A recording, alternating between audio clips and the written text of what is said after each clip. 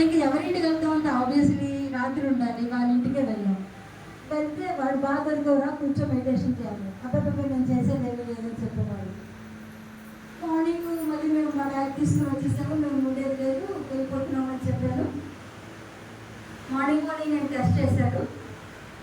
చేశాక మళ్ళీ ఏమీ లేదు ఇందులో, ఒక బ్లడ్ టెస్ట్ చేద్దామని చెప్పి బ్లడ్ టెస్ట్ కోసం అని చెప్పి మళ్ళీ ల్యాబ్కి వెళ్ళాం. ఏముంది బ్లడ్ టెస్ట్ అంటే మన ఊళ్ళో రిపోర్ట్ చేసే ప్రతి విషయం ఉండదని చెప్పి వెళ్ళిపోతాం కదా అని అనుకున్నాం. ఆ బ్లడ్ శాంపిల్ ఇచ్చినాక ఆ టెక్నీషియన్ చెప్పాడు 12 hours పడుతుంది దీనికి రిపోర్ట్ రావడానికి అని. అంటే మన జీవితంలో మనం ఆధ్యాత్మికతలో ప్రవేశించడానికి మాస్టర్స్ ఏ విధంగా ప్లాన్ చేస్తారో చెప్పడం కోసం అంతా చెప్తున్నాం. 12 hours మళ్ళీ ఎక్కడ ఉంటాం, తప్పదు, మళ్ళీ వాళ్ళ ఇంటికే వెళ్ళాలి.